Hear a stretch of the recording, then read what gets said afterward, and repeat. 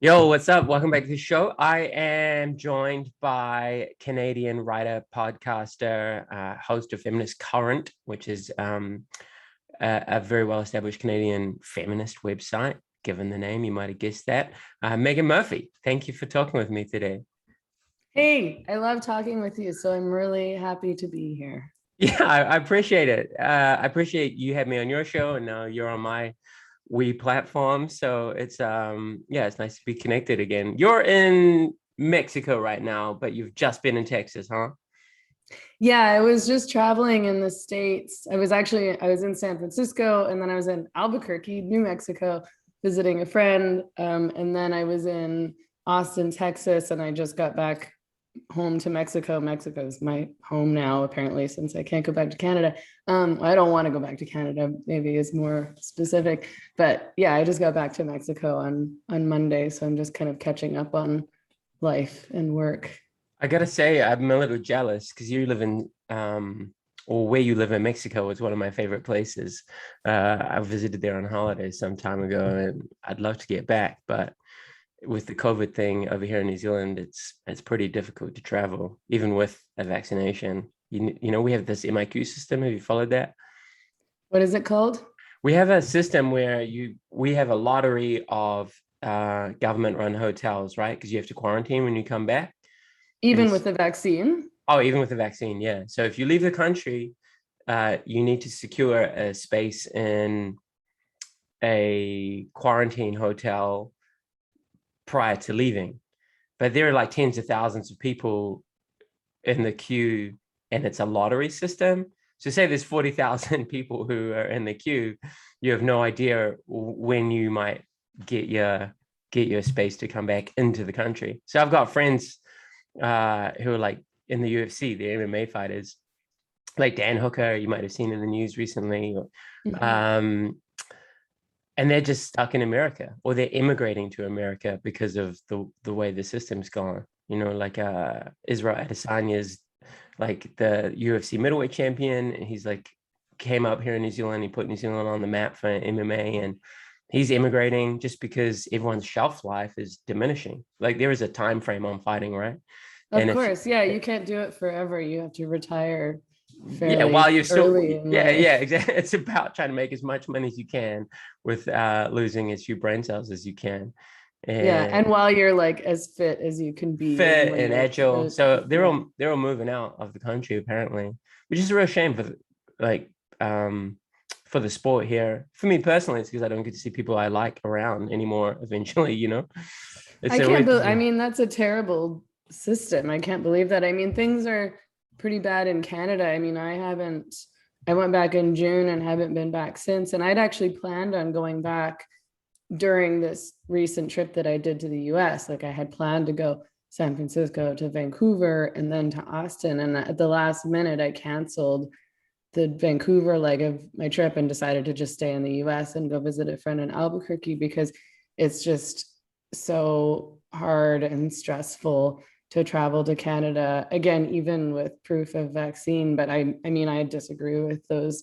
mandates completely and think they're totally pointless. But it's just, yeah, you have to submit all this documentation to the government. And I just found the whole thing really creepy and scary. And I have this like paranoia that I don't think is necessarily irrational, that I'll get like stuck in Canada or detained or like arrested for like hate speech or something for talking about like gender identity or criticizing the government and criticizing the COVID restrictions. And it's just like, and it's so easy to travel within the US. Like for me to travel from Mexico to the US is really easy. You take a COVID test for like $50, and then, once you're in the US, it's pretty easy to get around. And so I actually have American citizenship, luckily. So I don't really have to go back to Canada, but it's sad because, like my family is there. I have a lot of friends there. I still have a ton of stuff in my apartment there, but I don't want to go back. And I'm honestly kind of scared to go back, but it sounds like things are even worse in New Zealand, unfortunately. I wouldn't say worse. Like I do understand the government's approach because over the summer we had all our regular freedoms, right? Like we went to go to music festivals, like we could do whatever we want with the elimination strategy. But once Delta came into the country, everything shifted. So they're trying really hard to get people to get vaccinated so they can start looking at how we open up the country again. Like it worked for a while, but I feel like it shifted now with the Delta variant. To be fair, I've kind of checked out of the ins and outs of the conversation because I find it exhausting. There's such like an overflow of news and opinions, and you have to try and like critically filter the bullshit out. And it gets a bit tiresome. I'm like, I'm just gonna go for a run. Right. But it's really well, and it's really not like positive information to be all the time. ingesting, and it's not necessarily productive even because it's sort of, I don't know. Anyway, I know what you mean. And like, I try not to follow it too closely in terms of all the details, but I can't help but pick up on some of it. And people like text me articles all the time and send me stuff. And I mean, I find the whole situation troubling, but obviously there's lots of other stuff to focus on. And I'm not the kind of person who just wants to read like newsfeed propaganda day in and day out on social media. I don't think that's really healthy mentally. Oh, it's not. It's really not. I haven't got into it, but Wall Street Journal just published a bunch of information about the leaked Facebook papers. I don't know if you've caught up with that yet. I'm really curious to read about it, but they talk specifically how Facebook's own data talks about how Instagram is particularly bad for young people's depression, particularly young women, how there's so many like negative mental health outcomes that come from being online all the time, and yet obviously their profit margin comes from encouraging people to be online all the time. So I'm very curious to see about what comes out of this. Have you caught up on that yourself? No, I haven't been able to catch up on much, unfortunately, because while I was traveling, I wasn't able to keep up on much. And then, like I said, I got back on Monday and I kind of just like slept all day and night because I was so exhausted. And I actually got a mild case of pneumonia while I was traveling. So I have a bit of a cough. So if I start coughing, it's almost all gone. I was on antibiotics, so it's pretty much cleared up. But I had a cold that turned into bronchitis, and then I totally just didn't take care of myself. Like I totally overworked myself. I didn't get enough sleep. And then I was traveling, which obviously is hard on your health. And so that it just turned into this horrible cough. And I was staying with my nurse practitioner friend in New Mexico. And she's like, I think you have pneumonia. And I was like, what? Pneumonia? I was like, I'm fine. I just have a cough. And I felt fine. Like I didn't feel sick. I just like, I would go to sleep and then like cough until I puked. It's like, and she put me on antibiotics, and we went into the clinic the next day. She has her own practice, and checked me out. And she's like, yeah, you have pneumonia. It's like, oh my God. Yo, I need to rest. It's all that hard liquor you drink. That can't be good for your immune system. Or maybe it is. Yeah. Maybe you're fortifying your immune system. No, I think it was. I didn't when I got sick, when I got my cold, I stayed home for like 5 days in a row, which was a lot for me. And finally was like, okay, I think I'm feeling better. I can't handle being at home. And then went out and like sang karaoke all night and woke up the next day and like couldn't talk anymore. And I was like, I think I really screwed myself. That's it. With all my raicea and karaoke. Yeah, raicea, which is, so for anyone who's not familiar, you just were on the Joe Rogan Experience, the world's biggest podcast, and you were drinking raicea with enthusiasm. How was Joe? Like, I'm a fan of his show. It was awesome. Yeah. I had so much fun. I really like him. I mean, I'm a big fan of his, although to be honest, like I really didn't follow him very much until maybe a couple of years ago. And I think he's an incredible interviewer. I mean, I think he gets dissed a lot by progressives. Well, I know he gets dissed a lot by progressives, partly because they make assumptions about his politics based on the people that he interviews, not based on what he actually thinks or says, because, you know, he does the thing that interviewers are supposed to do, which is to like let their interviewee speak. So you kind of have to sometimes, I think, intentionally play dumb or sort of pretend to know less than you know in order to get a a good full response from your interviewee. So he doesn't even always say what he thinks, right? And then people make assumptions. People do this in all sorts of contexts today based on what his interviewees say. They're like, well, I guess he thinks this too. But I mean, in any case, I think he's a really good interviewer. I think he's incredibly intelligent. And I think a lot of people, again, make assumptions about him based on, they think that he's like bro-y, and I don't know. Which he is. He is a little broy. What's wrong with bros though? Oh, nothing. I'm a bro. But when I guess that's true. They assume he's broy. I guess he is kind of broy. He is very broy. For me, I mean, I'm a fan, but sometimes when he talks about like sex and women, it kind of it makes me think about the work I do working with young boys and men and talking about objectification. And he doesn't think like any male could ever be meaningfully feminist, and that is, I guess, a point of disagreement. That he's like, I never see any real men like want to have feminist ideals, not dudes who like pick heavy shit up and put it down. And I know that to be I guess untrue, but at the same time, at least for myself, but at the same time I fully get it, because the popular conception of feminism is, I guess, the extreme takes that we see on Twitter and the outrage that we see online, and it doesn't really give a fair and balanced perspective of all feminists, right? Yeah, well, and that's the one of the things that's bothered me a lot about the group of people who sort of were once defined by that intellectual dark web label, which has sort of fallen out of use a bit. But and so, you know, all these people who sort of started speaking out about like woke culture and gender identity ideology and all that stuff, is that they're very dismissive around feminism. And I find that they don't really have a very good understanding of the women's rights movement and the history of the women's rights movement. And I find that frustrating. But again, like you say, I mean, if you just understood feminism based on what you saw on Instagram or Twitter, you probably would think it was all stupid and ridiculous and a part of woke culture, because that's what's there. I mean, there's very little, like, there's very few people online who are espousing what I consider to be good and accurate assessments and descriptions of the women's rights movement and the purpose of that movement. And how would you define that? How would you define the purpose of the women's rights movement? Well, I think it's to advocate for women's rights. And you're using the traditional definition. Yeah, yeah, I know, right? Like duh. But this is where it gets contentious, because the definition of the word woman has become a point of contention.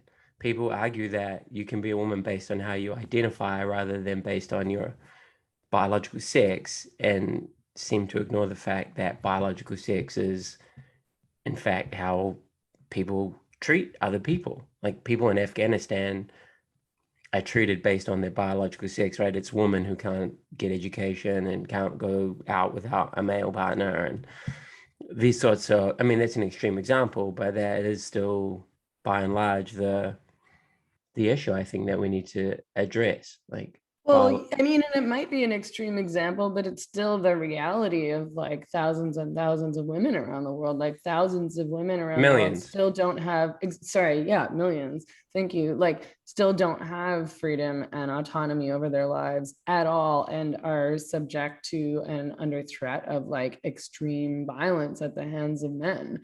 And, you know, and Western feminism seems to totally ignore that reality, despite all their pontificating about intersectionality. They sort of ignore what's happening to millions of women around the globe who don't live in the West. And in the West, I mean, again, this is how I can see how these people who are critical of woke culture would be dismissive and would mock modern feminism, because they see these women in the West who have all the privileges in the world. And I don't like to talk about things in terms of like privilege versus not privilege, because things are so much more complex than that. But I mean, women in the West really have for the most part, achieved equality, at least in technical and legislative terms. And, they can access, any job they like, practically. They can access education. And, they have freedom. We have relative freedom. Freedom can be limited in ways impacted by, things like poverty in particular and class, but technically we have freedom. We don't have to ask a male guardian or have the permission from a male guardian to travel or to drive or to leave the house. We aren't prevented from going to school. We aren't, trapped in our homes. And the fact that so many Western feminists are unwilling to criticize other very patriarchal, extremely patriarchal cultures does sort of make feminism seem pretty silly over here. So I get it. And it's not, I don't mean to say that like sexism doesn't happen in the West, because of course it does all the time. And we in the West are dealing with porn culture and, the sex industry, which is massive and hugely abusive and dangerous and harmful in all sorts of ways, not just to the women and girls who are in that industry, but in terms of, I think it's harmful to men who use pornography. And I think it's harmful in terms of men and women's relationships and the way men see and treat women and so on and so forth. But yeah, so to come back full circle to whatever it is we were talking about in the first place. How do you define the fight for women's rights? I think it really should be focused on women's autonomy. Like, I think it should be about creating circumstances and legislation that allows women to make free choices and operate as freely as possible. And a lot of my work in feminism has been focused on things like violence against women and, again, porn culture and the sex trade, and trying to prevent or at least dissuade men from buying women in the sex trade, and sort of trying to help people understand why that's harmful, why it's not a neutral thing, and the reality of the sex trade, which is that most women and girls don't want to be there and don't choose it, despite the fact that some women do.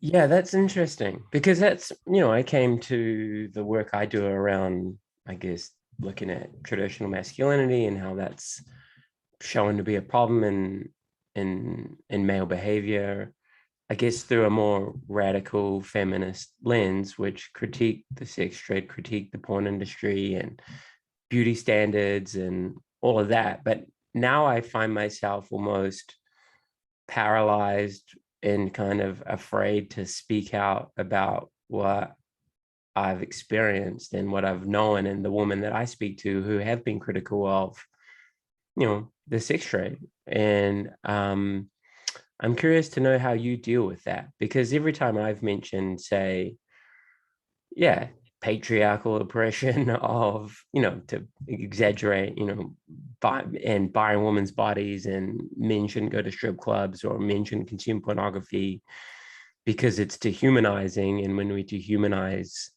people, it's easier to commit violence against them. I get shouted down often by like young liberal feminist critiques who talk about the argument that sex workers work. And I know people who do run OnlyFans or have been strippers, and they do argue that it was a positive experience for them. So I'm not sure how to position myself anymore. How do you deal with that?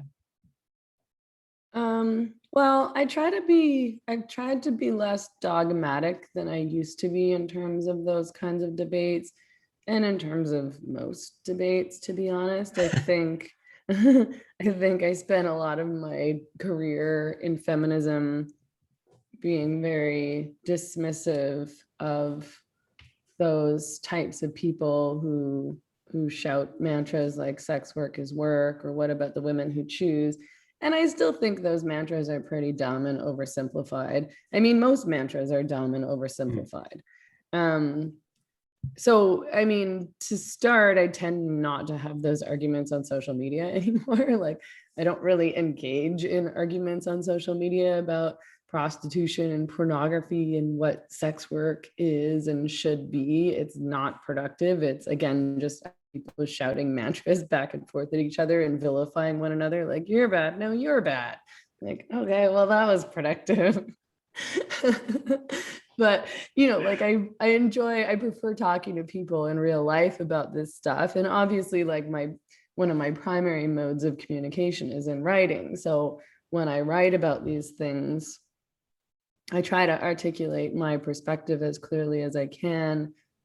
And I've tried to be a little bit less dogmatic and a little bit more nuanced in my approach, mostly because I want people to hear what I have to say, and people are not going to hear what you have to say if you approach them in this super combative way that says, I'm right and you're wrong, and if you don't agree, then you're bad or you're stupid.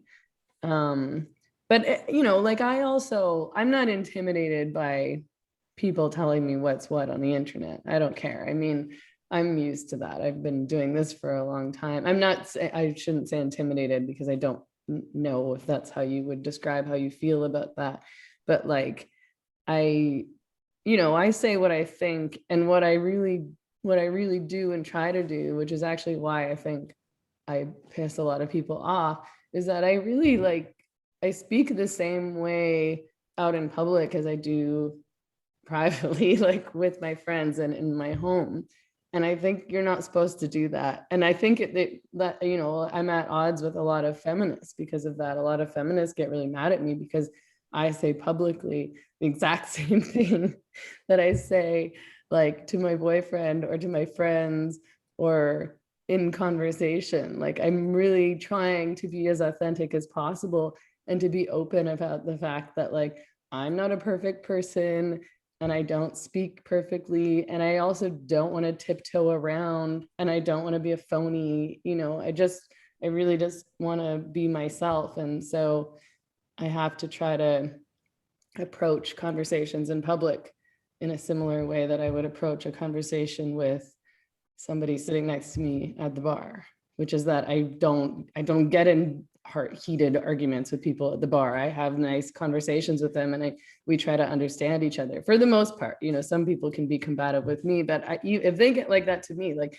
again, like if I'm at the bar and somebody gets like no, like that at me, like, I tend to not really say anything. Like, I tend to be like, okay, because that's not fun for me. I don't want to do that. And like, I don't know, at a certain point, if you kind of just are like, you listen, then they'll sort of stop yammering away at you and start feeling a little bit stupid because they're in an argument with themselves. Yeah, that's what I found online, because I'm the same as you. I spent 20 years starting on message boards, and then, fucking MySpace, and then whatever platform that emerged. I was like, oh, here are my ideas. And particularly when I went through university and started getting a deeper understanding of the things I cared about, I was like this painful, self-righteous douche. Like, I was fucking annoying. Like apology to any of my personal friends who I like gave a lecture. I'm really sorry about that. Because you're right, I don't think it does anything to change a person's beliefs or behaviors and making them feel like shit, or trying to show how much smarter you are because you can drop a bunch of like research links on them. It doesn't really shift people's behaviors. And yet at the same time, well, one side quip does, like, internet activists don't do anything, but they kind of do now, because the weight of Twitter pylons and outrage culture is shifting how institutions respond and react, and the policies that governments put in place. So I'm not really sure if I should be in there fighting back about what I believe, or not. I find myself paralyzed in the middle of the road. There's a punk band called Rise Above, Rise Against, who have a song called Cutoff Syndrome, which is, I don't know if you know Cutoff, but he was a famous chess player. And they named the syndrome when it's like, when there's heaps of possible decisions, you like you get paralyzed and normally make the worst decision because you can't discern which is the best one, which is kind of where I feel with my activism these days. Like online, I used to talk about gender violence prevention and masculinity and all this sort of stuff all the time. And now I don't. Now I just find myself talking about internet culture and the culture wars, and I'm kind of obsessed with all of that because I feel like the way we talk is important about what we're talking about, but at the same time I feel kind of sidetracked rather than I'm not actually like doing the work anymore. What do you think? Do you think that those online conversations are important? Because I would argue far left ideology is now quite dominant and shifting public discourse in a particular way, and I don't think that's always good. What do you think? I mean, I think it's important to put our ideas and our perspectives out there, which, challenge, for example, woke culture or leftist progressive dogma, that I would consider to be harmful, just because I think that if people see something, then they feel like, oh, she said that, I guess it's okay for me to talk about this too. Because a lot of people feel really scared today to speak about their ideas and opinions, and just even to ask questions or to be critical of what is perceived to be mainstream or popular perspective. So I think that I do feel that I need to say things publicly, like, a woman is an adult human female, and, people can't change sex, because those things have been deemed hateful and bigoted, and they're not hateful and bigoted. They're just plain, straight, neutral biological facts. It's not a judgment. It's not an attack on anybody. And the way to get people to feel more comfortable talking about these kinds of things is for them to see that other people are talking about them too. And I mean, there's lots of other examples of that, but the way that social media dominates political conversation and ideological conversation, and the way that we're all manipulated by our social media feeds and these algorithms that, again, show us that, oh, everybody thinks this is the fact, this is the truth, and anything else is marginal or bad, or those people are crazy people or conspiracy theorists. That's not true. That's not the truth. Social media is not representative of what the majority thinks. In fact, I think it's representative of what a minority thinks. Like, I don't think most people in the world are actively engaged on social media.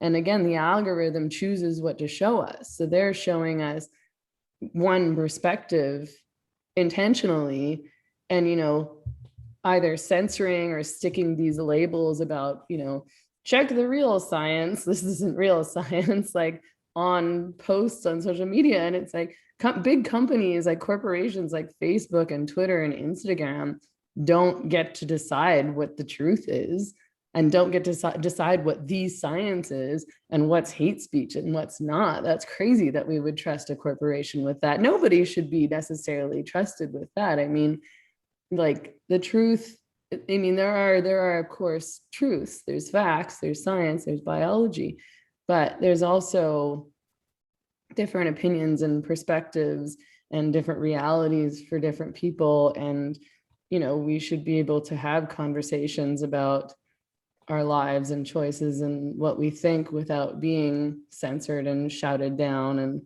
and labeled in those kinds of ways. And certainly we should be critical of and reject the idea that corporations should decide for us what we can say and what we can talk about and what the truth is. Yeah, because it's really arbitrary. Like there's a really huge, there's a guy with heaps of following. I have no idea how he had such a big following. There's like hundreds of thousands of people. New Zealand kid, I don't know. Anyway, he was ranting, his Instagram feed's crazy. Like, it's quite, it's very unhinged. But anyway, in the comments, he was talking about like killing the prime minister's baby, which I felt really distasteful. So I reported the comment, right? And Instagram came back and was like, we're not going to delete this comment.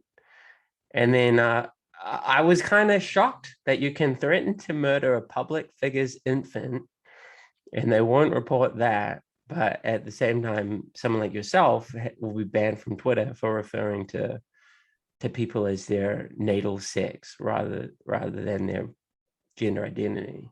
Like that strikes me as like I don't know. It strikes me as unjust or unfair or Yeah, and I irrational. mean that's happened to me. I mean, when I was on Twitter, I used to get all sorts of crazy Yeah. death threats, and people would say that I should be killed or choked or drowned or drink bleach and all sorts of things. And those comments are all fine according to Twitter, but I can't say that men aren't women. And it's so funny because it's like, again, these corporations purport to be kind of protecting the public from misinformation. They're like, we want the real science, and people who like spread lies about science and the truth, those people have to be banned, or that information has to be banned. But it is a biological fact that there are males or females, and that you can't change sex, and that only females can get pregnant and give birth, and only males produce sperm. Like, what I'm saying is the science. How the other people are saying, and these companies are pretending like I'm spreading hate or misinformation and allowing these people to spread actual misinformation and in some cases hate. Yeah, because I do believe in the right of people to express themselves as they want to express themselves. If you want to change your name and change your pronouns and you want to transition socially or even biologically, I will support you to do that. If you want to learn Muay Thai and be an athlete, I'll teach you to do that. But at the same time, I don't, yeah, the inability to just prefix woman with trans or male with trans strikes me as an article of faith rather than an article of genuine science. And I think that's kind of why I, I worry about, what do I worry about? Yeah, I do worry about the inability of us to just maintain a social cohesion about what's real and what's real. And when you constantly try and recreate the meanings of language, which is, I guess, the postmodern, what is it? It's a postmodern attempt to, shift oppressive power structures by redefining language. It strikes me as like really socially destabilizing. Does that make sense? When we don't have shared language anymore and shared understandings of meaning, it gets in the way of everything rather than actually progressing the goals of, I guess, a more equitable society. Well, we can't have real conversations because then we just get caught up in these, arguments or conversation about language and terms that are meaningless. I mean, it doesn't matter, like these debates around pronouns. Like, if you're having a conversation with somebody about abortion rights or pregnancy or male violence against women, the important thing is to not like use a person's preferred gender pronouns. That doesn't mean anything. The important thing is to talk about the reality of what's going on. And I mean, what you say about like sort of, I don't know, distorting language to the point where there's no coherent understanding of, definitions of words and meanings of, terms and language. I mean, that's what Orwell wrote about in 1984, right? Like, there is no truth. It's like we've always been at war with Oceania. The truth and facts switch from day to day, and the previous facts are erased and replaced with the new facts.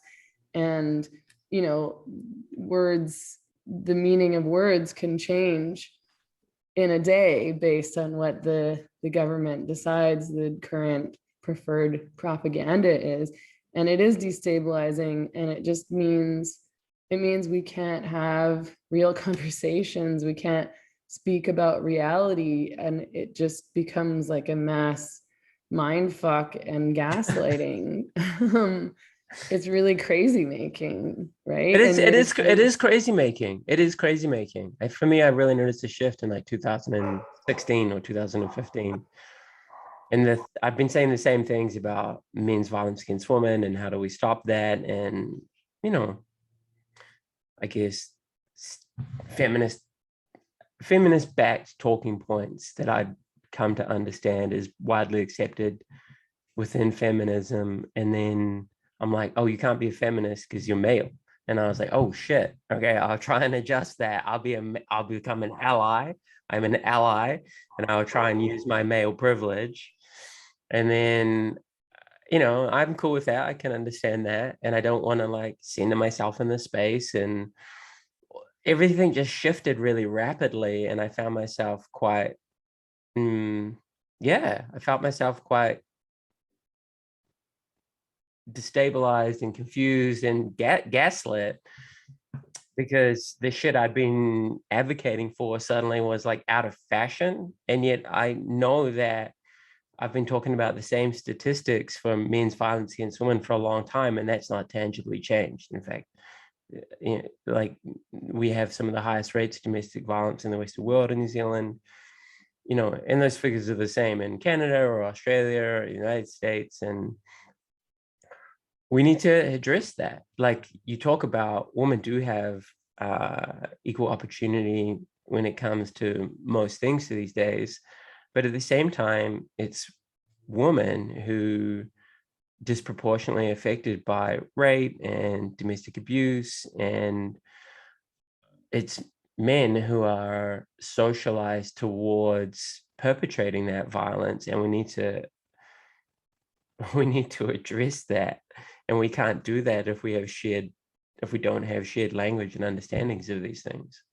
Yeah, well, and what's interesting about what's happened in the past, 5 years or so is that because of this new language surrounding gender identity legislation, policy, ideology, is that now we can't talk about those realities.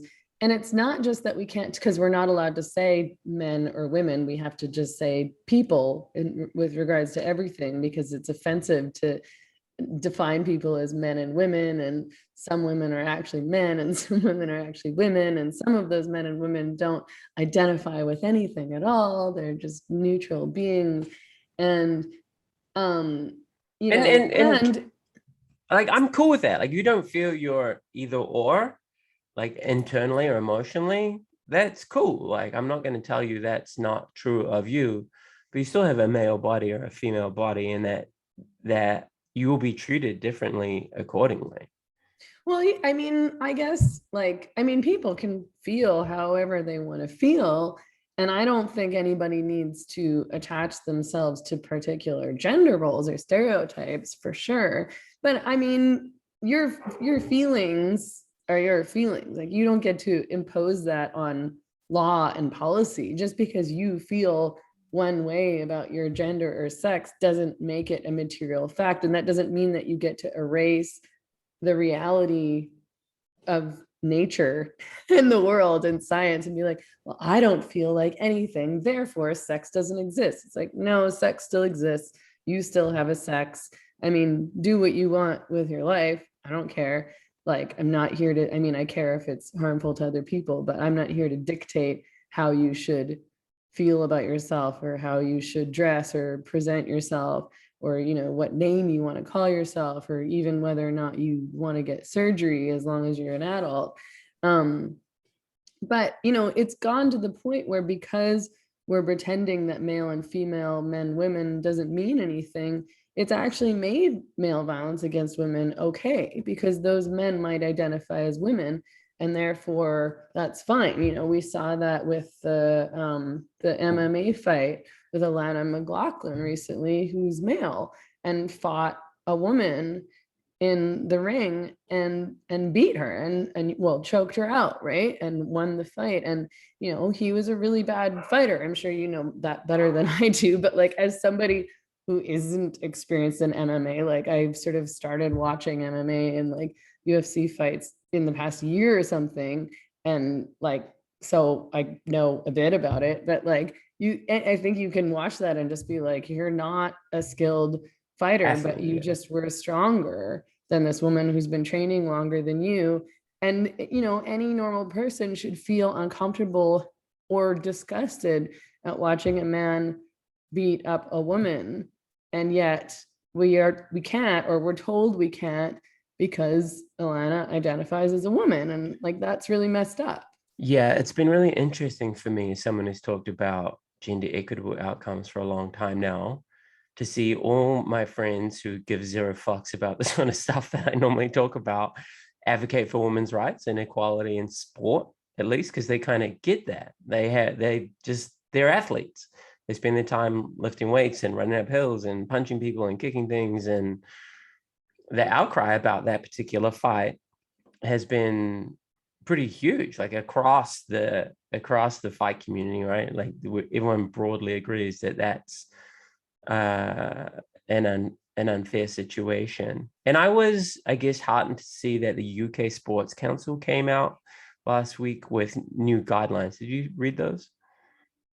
Oh wow, you should check this out. UK Sports Council, like the national governing body in the United Kingdom, they spent good 18 months doing like really high level research. You know, talked to 300 different organizations, from the LGBTQI plus community to sports organizations, and they came out with a blanket statement that the differences in like power, speed, strength, they don't go away post transition, and that sporting organizations in the UK now need to decide whether they're going to favor, inclusion or athlete safety and fairness, and they need to develop new policies accordingly. It was like quite a landmark body of research, which essentially I think most people were like, we needed some research to tell us this, that like men are stronger than women, and then that playing rugby against bigger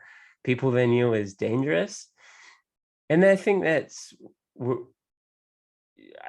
important, because sport is a pathway to achievement and greatness for a lot of people. But if you can't do that fairly and safely, you're not going to partake in it. Like Yeah, if I there's, mean, it's a means towards like genuine empowerment, I think. I mean, there are other means towards genuine empowerment, but I think it really is empowering for girls and women to participate in sports and athletic and to be able to compete. And there's other issues too, which is that it enables access to education, because girls and women can access, and men and boys too, can access scholarships to universities, so they can go to universities that they wouldn't be able to access, they wouldn't be able to afford to attend otherwise. And yeah, I mean, like I said, I'm way behind on my news feed and everything that's going on, because I've been traveling and sick and stuff, so I didn't get to read that. I'm in lockdown, so I've got nothing to do but read books and read like online articles. I've got there's nothing I can do apart from like do press ups and like read like academic tomes. Yeah, it's an interesting one. I think it is going to shift. I think with like research like that coming out, and I think the general population starting to get a better understanding of the differences between sex and gender, words which have been, I would argue, intentionally conflated. I think people are going to start understanding those things. And I'm hopeful that we will come to like a balanced middle ground. I think a third division when it comes to sport for transgender athletes is a good concept, because it becomes an even playing field. I mean, I sort of would have argued that at some point, maybe more in a strategic sense, though, to be honest, because I would say, like, why are you fighting to access women's sports? That's unfair. Like, why aren't you fighting for a separate category for trans identified people, or people who've started, taking hormones and gotten these sex change operations, or whatever you want to call them? But I was talking to Jake Shields recently, who's an MMA fighter, and he was like, no, that's stupid, that doesn't make any sense, because then you're creating a category for such a small amount of people that it's not meaningful, because it's like, oh, what, like you're the champion in the trans category and there's only two people in the trans category, right? And you're creating this whole separate like category or organization for this like very tiny minority of people. And he was just like, you should compete based on sex. And I would agree with that. Like, to me, it's like, okay, well, if you're a male and you've made the choice, this is your personal choice, you have the right to make this choice to go on hormones or to get surgeries that impact your ability to compete in your sport, then that's kind of your choice. And it's sort of like too bad. Like if you want to compete to the best of your ability, then you shouldn't go on estrogen, because that's going to impact your ability to compete as successfully as you would be able to otherwise. And it's sort of like, choose it. Like, do you want to be on estrogen and change your appearance in this way, or do you want to compete in MMA as a male? Because you can't compete against females, that's not fair. So make a choice, and you do have a choice, right? Yeah, I'll have to ponder and digest that, because the same guidelines that came out said that female to male athletes in the UK shouldn't be allowed to compete with females still once they transition towards Well, becoming yeah, men, because it because breaks the rules around testosterone. yeah, So that's exactly again, right. too Yeah. bad. Like, you've made a choice and now you can't compete because you're taking this testosterone that makes it an unfair competition or a fight. Yeah, that's exactly what Like, the research said. I feel it's an interesting time, right? Like, because to even have this conversation is considered by some to be hateful. Like when I yeah, posted a blog that a female friend of mine, I think I sent it to you. My friend Naren Crowley, she fights right. at a really high level in mixed martial arts and kickboxing. She's fought in 1FC, which is it's a big tournament. She wrote a really well evidenced, balanced blog about the need for a third division for transgender athletes. And I try not to talk about this issue because it stresses me out in the online noise. I'm not like you. Like you're just like, meh. Whereas I like lose sleep over it. I get really upset. And I'm like, people say mean things about me on the internet. Fuck. You're more Ah. sensitive than me. I'm clearly more masculine than Yeah, you are. well, maybe that is. Yeah, maybe I'm definitely more sensitive than you. I'm in my feelings, shorty. We're Like, living proof of like gender roles not being binary. yeah, that's it. I mean, it's an interesting thing though, because gender roles aren't binary. Like I've talked to tens of No. thousands of young men and young women, boys and girls, and I'm like, yo, just because you're a dude doesn't mean you shouldn't do the fucking dishes in your house, right? Like it's not just your partner's job to like clean up after the kids and your job to like make all the money, right? These are the sorts of like stereotypical gender roles that I've advocated and educated about breaking down for a long time because they are sexist and unfair. And they make for really toxic And they relationships, in make my for, oh opinion. my Like, you God. think your partner is going to love you and want to have sex with you and feel positively about you if you're not contributing at all. And she feels like she's doing everything and not being appreciated for doing everything on top of that. Like, no. And then you're whining because you don't get laid enough or you don't get enough blowjobs. It's like, like, I don't know. This isn't the recipe for like a stable, healthy, happy relationship, It's in my not, opinion. but the thing is this is the thing is that outside of progressive spaces, that's how a lot of relationships are. There are still like really stereotypical um uh relationships with like an asymmetrical power dynamic that's based on sex and gender roles. And dudes will come home from a long fucking day at work and expect dinner to be on the table and then it gets sucked off and expect their partner to be like real happy about it. Yeah. And And I mean, sorry, finish what you're saying. no, that's it. That's my Oscar speech. Oh, okay. I mean, I want to like, it's in general. I mean, I can imagine how like a man would feel if he was working all day at some job that he hated and really stressed out because he has to, make the money to provide for his family, and he gets home and wants to be appreciated and relax at the same time. But he should also understand that his partner wants to feel that way also. And in general, we aren't living in the 50s. So it's not really true of many families where the man is the only one who's working and making money, and the woman, like, more often they're both working and making money, and yet the woman is still taking on more in That's terms right. of the domestic work. But even if it were the case that she was staying home and doing all the housework and childcare and he was going out to work, I mean, that's women often feel like underappreciated for doing that work, because, and, you know, and they're left in a position of having less autonomy in their lives because they don't have financial independence and security, and they're dependent on the man. And I mean,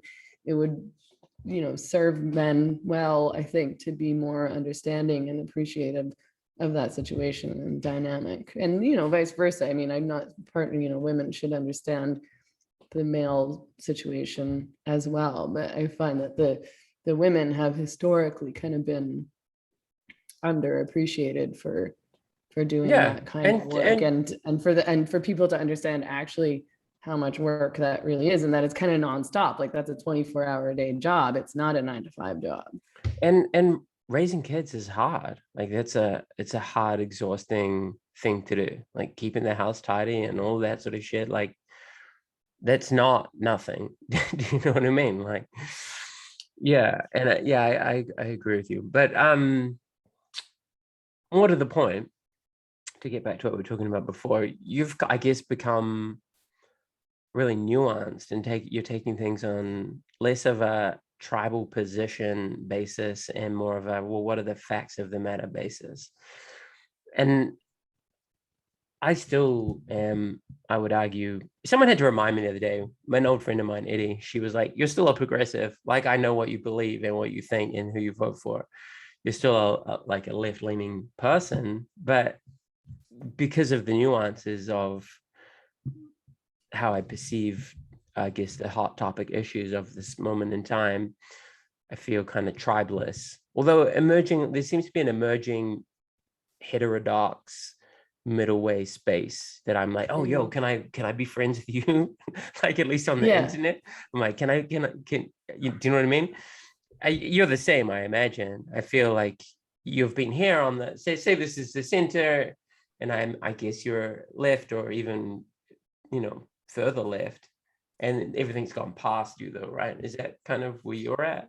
Yeah, I mean, I was always kind of really on the extreme left. Like, I was the kind of person who was always like ranting at everybody else because they weren't left enough and they weren't the real leftists. And like, me and my tribe were the real leftists, like, because we were the most radical or dogmatic about, you know, all of that stuff. And then, you know, sort of recently I've moved away from the left because of their behavior and what I see as authoritarianism and their cruelty and kind of hateful behavior and dogma and refusal to engage in conversation with people who don't agree with them, because that's just not how I want to operate in my life and in my work. I want to understand, you know, like, I want the truth. I don't want dogma or ideology. I don't want mantras. I want what's real and what exists in real life. And I, you know, as I started to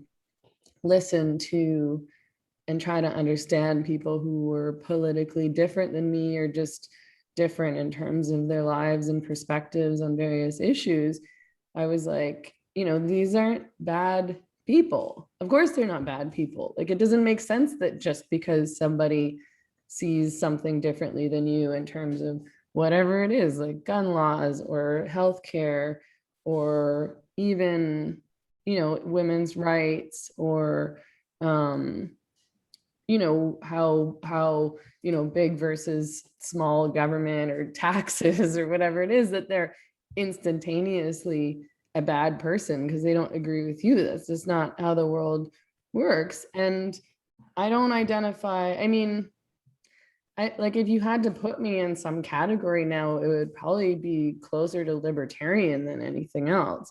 But I think I'm probably, I guess, some version of a liberal. You know, I don't fit within left wing or right wing. I just try to take information and policy and legislation and ideology at face value, which is what I really think everybody should do. I don't think it's important or useful to attach ourselves to sides or tribes or parties. I think we vote based on who represents our interests and what we think is the, you know, best way forward in terms of various issues. So I genuinely want to find the best way forward, and I don't care who it is that is espousing those ideas and whether or not I agree with them about every single thing.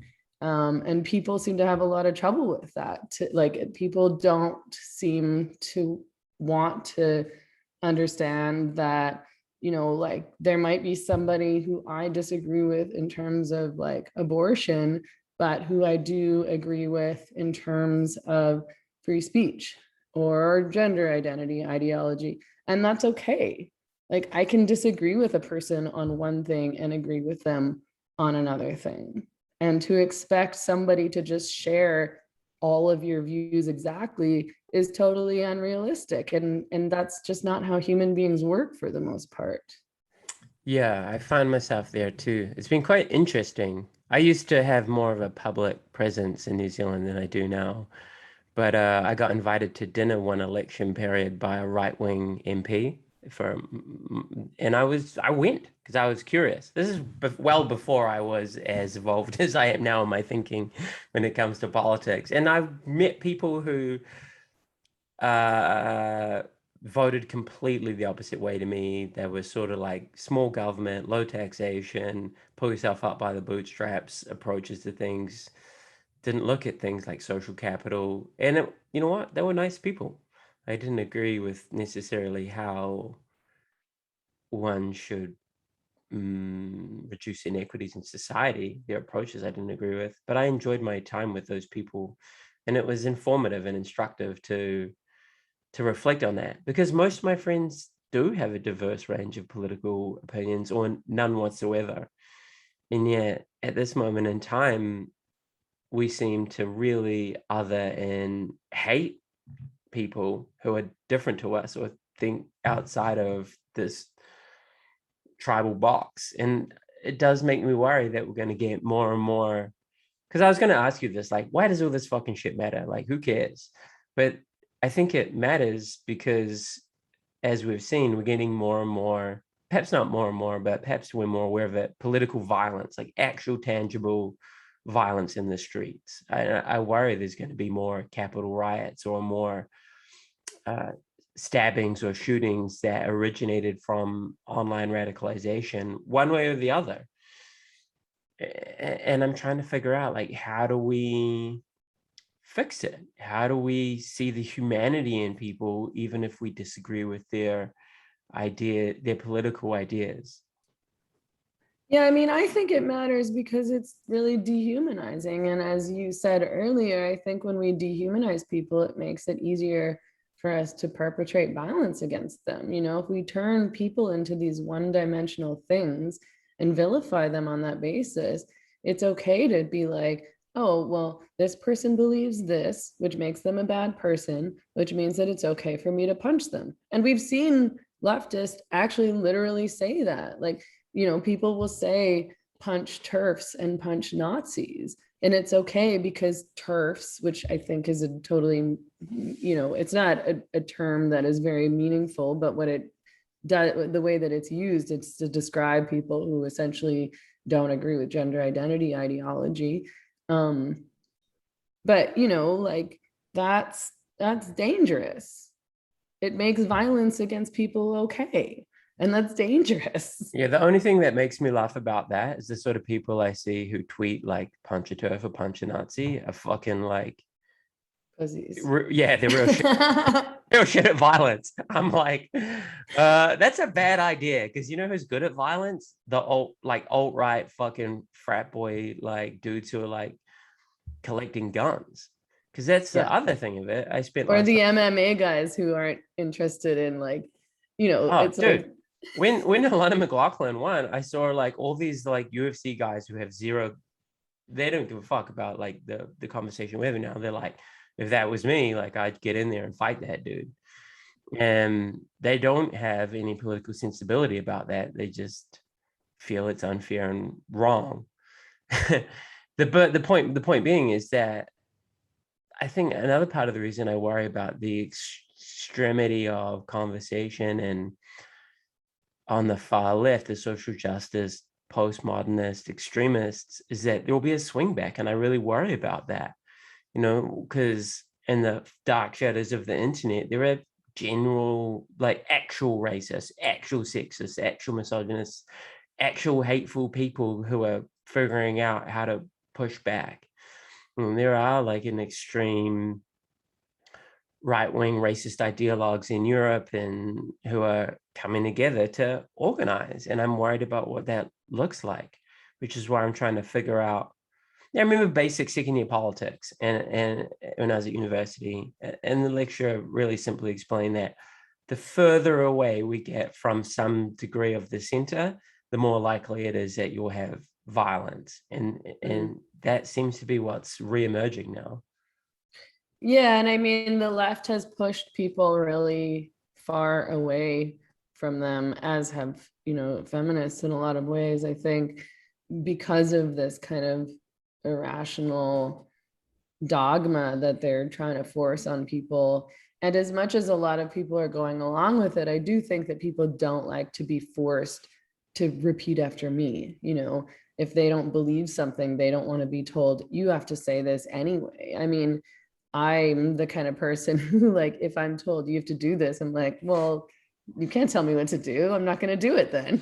Like, and that's, it sounds a bit childish, but it's also rational, because it's like, well, I want to make a decision for myself. Like, I want to do my own research and decide what is best for me, or what a good way to look at this issue is, and to move forward on that basis. Like, I'm not going to do something just because you tell me I have to, just because, and not even allow me to question or think about or disagree with what you're saying. And and it's phony. Like, I think that people really do want authenticity, as much as it might seem otherwise on the internet. I don't respect people who I think are lying, or who are being phony, or who are just saying things because they think it'll get them likes or retweets. I just want to have real conversations with real people. I find that exhausting. Like, I don't like in real life talking to people who I think are being phony. I certainly don't enjoy reading phony shit on the internet. Like, it's not honest. Like, people are not perfect people. And this whole cancel culture thing treats people as though they're perfect or should be perfect, and nobody is. The people who are leading the charge in terms of attempting to cancel people, to have people fired for having wrong politics or wrong behaviors or whatever it is. It's like, I'm sure you've done a lot and said lots of terrible things in your life. And how can you not see that this is totally hypocritical, and that it's going to come back and bite you in the ass too? This is just not a reasonable way to approach humans and humanity. Yeah, it treats people as very disposable, and not as people, but as like, I see this to someone recently. It treats other human beings as just an avatar based on their immutable characteristics. We get put in these boxes, and we're all these really wonderfully complicated, complex, paradoxical, fucking confused people just trying to figure it out. And there's this really, really, I would argue, dominant wave of thought right now, which reduces us down into these tiny portions of humans, and we're meant to like stay in that box. And that's to the detriment of everyone.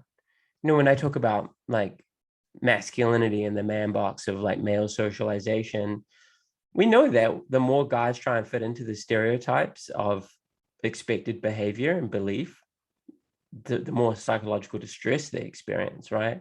Like, the more you try and be like a quote unquote real man and earn a six-figure salary and have a six-pack and a sick car and make sexist jokes and not show your feelings and bros before hoes and all that stuff. The American Psychological Association, Australian Psychological Association, lots of professional bodies have come out and shown that you'll experience more mental distress, and that will manifest in like damaging ways. And I feel it's exactly the same with this moment in time. The more you're pretending to be in this ideological box of expected behavior, the more mental distress you're going to experience. And I think this is something that I get pushback from this whenever I mention this. But a lot of people who really, really seem to like be super passionate about either end of the ideology aren't well people. They really strike me as quite like borderline in their personalities. They have like really unhealthy ways of viewing the world. And I struggle about that. I'm like, yo, it feels like the lunatics are running the fucking asylum right now. Because this is not like a rational take on things. You're looking at this issue through a very distorted lens. And yet to say that in and of itself, there are going to be people who listen to this and watch this and like unfollow, fuck Richie Hacker. But I think it's an important part of the conversation, you know?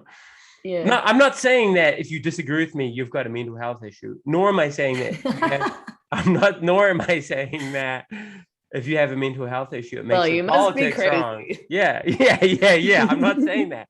But I'm saying that some of the most vociferous voices on the internet who go down these rabbit holes and will look to like dox people and harass them across all their platforms and email their employer, or spend years going through like 8 years of their fucking online history.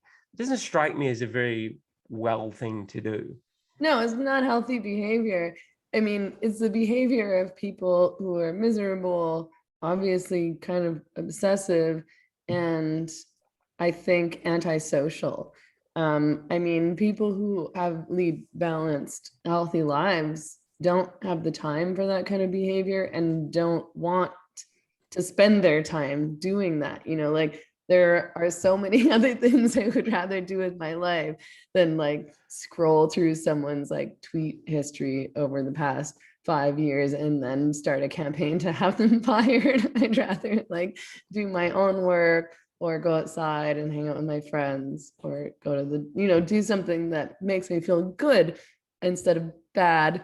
When I don't think that kind of stuff makes people feel good. I think that it maybe makes them feel temporarily powerful. And I do sort of think, you know, like it's a cliche, but like misery loves company. And if you're a really unhappy person, I think you probably resent other people who are happy or successful. If you're an unsuccessful person, you resent people who are successful. And, you know, maybe if you're a really angry, miserable person, it makes you feel slightly better for a moment to ruin somebody else's life and to make them feel bad too. And it means that you don't have to change. Like it's like somebody else's fault that you're miserable and you don't want to take accountability for your own situation or misery or lack of perceived success in your life.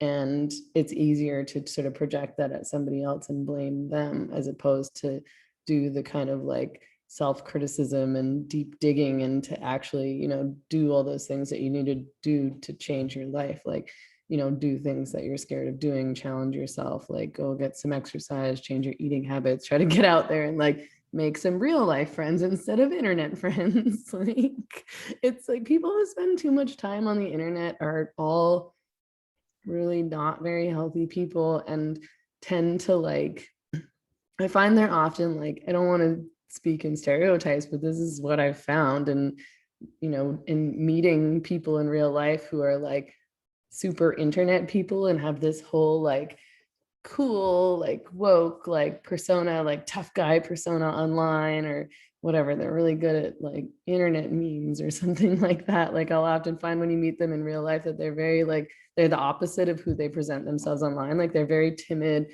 they're very anxious, they're very antisocial. Not that there's anything wrong with being anxious, but they're like, they're not very engaging or really very likable people. They're not very funny people. They're not easy to get along with. And it's like, oh, I get it. You've just created this whole persona online because that's not you. And you probably don't like yourself very much. Because why else would you create a whole different persona on the internet unless you didn't like your real personality? Like I try to be myself online, I think in part because I like my personality. I don't want to hide it. I think it's a good personality. Oh, I get it. I've literally, where I live is a small city, right? Essentially. And I've run into people who've said fucking horrible things about me on the internet, and I've always hit them up to their face by and large. If they're a man, not woman, I'm just like, I'm not going to argue with a woman in the street like a crazy person. But I've hit up a couple of dudes, and they were exactly as you explained. They were like not socially capable people. And I'm not even exaggerating. I'm not even trying to run people down. I'm just like, yo, you're not a well person, or you're not a happy person. And that's screaming from this interaction we're having right now. And it actually humanized them for me and made me feel sympathetic. I mean, it still made me angry, the shit that they'd written about me or whatever. But I was like, you haven't got anything going on. The internet's your whole fucking life. Whereas the internet should just be an extension of our work, or a place to develop work, and not our work. Does that make sense? Like, it shouldn't be the everything for us, and yet it is Yeah. for increasing number of people. Yeah, I mean, it should be a mode of communication, and I guess a means to access information. Hopefully not, I mean, the only means. I mean, you need to look outside your algorithm, is what I mean by that. But like, and yeah, a way to communicate and to share your work. I mean, that's how we do share our work. If we are writers or podcasters, or even like researchers and stuff like that. That's just how things get around these days. But yeah, it shouldn't be your entire engagement with the world and like your entire source of validation. And I think it's become that for a lot of people. It's like that's how they get their self-esteem, or that's how they think they get their self-esteem. Because I don't actually think that's a sustainable means of building self-confidence, just getting likes or shares or attention on the internet. That's fleeting, and I think probably leaves you feeling empty an hour or two later. Oh yeah, or a day later. there's a great book. Yeah, totally. It's like eating junk food, or like jerking off to porn. It's like a simulacrum for connection, or a simulacrum for nutrition. It's not real and fulfilling and good for and like really what we need, right? There's a really good book by Marcus Gilroy Ware called Filling the Void, which you might like. And it speaks about all of this, that the emotional feedback loop that we get from social media can fill that void, but it's not a very healthy thing to stuff inside your inner, like your inner emotional wounds. Do you know? Like, Yeah. it's a band-aid over a bullet hole. And yet I think, and I'll finish with this because I've taken a lot of your time, thank you very much for talking with me, is that all of the shit that we've been talking about today strikes me as symptomatic of quite a sick society. I think we've, in the late stage, capitalism isn't doing really good for us in a spiritual and emotional and psychological health sense. Like, we have more shit, like, don't get me wrong, like, we're materially better off. I mean, don't get me wrong, there are inequalities, which means that many people aren't, and there's a real disparity between winners and losers under the system that we have. But by and large, we have more than our predecessors, but we're worse off for it. I think, sorry. No, that's Go it. ahead. That's me. Yeah, like, I mean, I think that our reliance or dependence on social media has in a lot of ways destroyed real community, or people's understanding of real community and real relationships, and why that's important. Because I think a lot of people do believe that you can just have relationships and community and engagement online, and that replaces like real life community and relationships and engagement, even in terms obviously of like sex and dating. Like, people are sort of, I think, are losing touch with the idea that it's like, if you have a relationship with somebody that's just online, that's not really a real relationship. You don't really know that person, and that person could be anybody. Like, you literally don't really know who that person is. But engaging with people in real life, and obviously having sex with people in real life, and just having friendships and having communities in real life, is totally different than how people engage with one another on social media and on screens.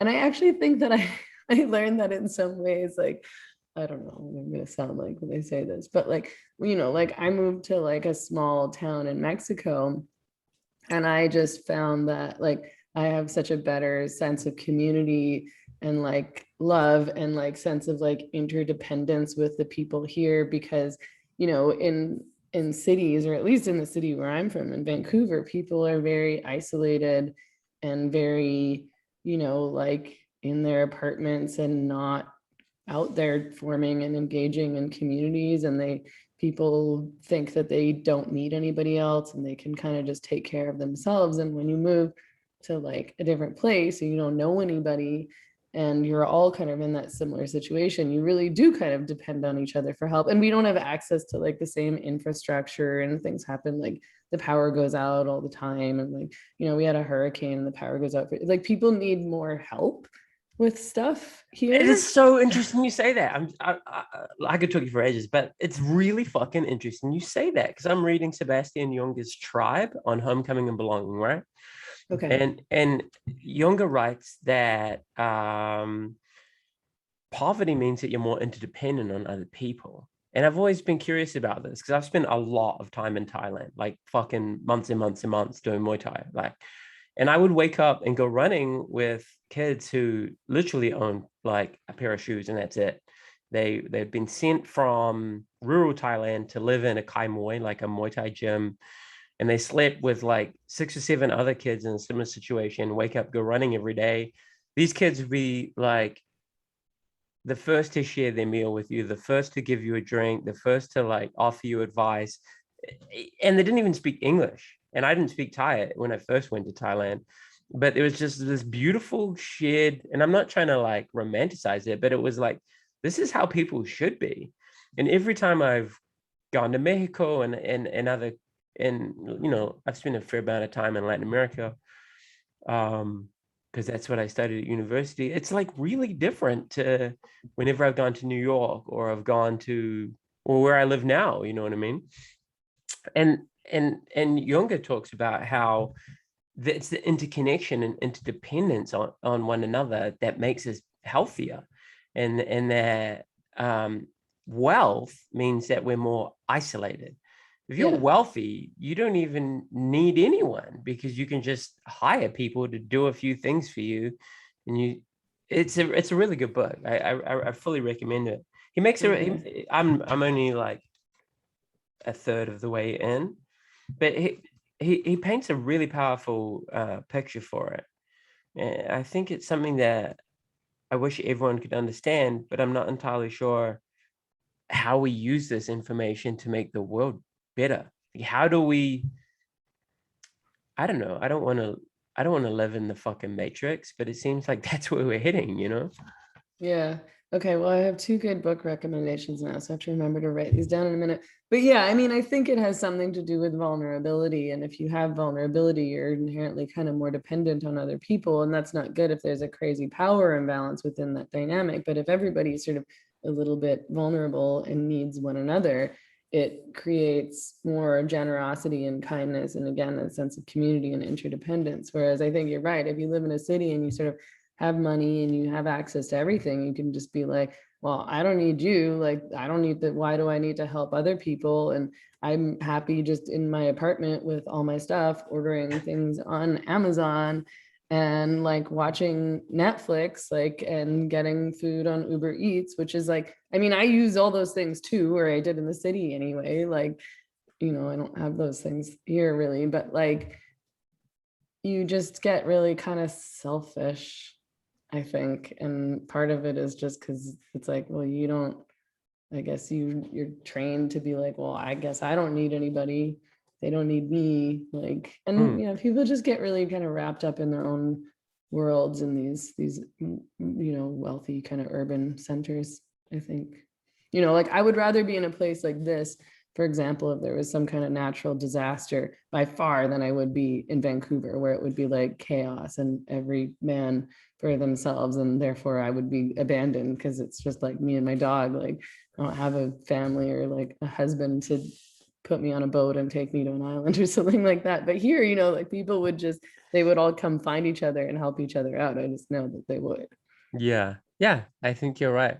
Hey, Megan, it's been great to talk with you. Thank you so much for hanging out with me online. No, yeah, obviously there is like the Atlantic Ocean between us, so we can we can explain our lack of IRL hanging out due to the a lack of proximity. But thank you. It's been really cool. I really admire your authenticity and your, I don't know, I think quite brave how you present to the world and how you speak from the heart, and you don't cow yourself to the online mob. So big respect.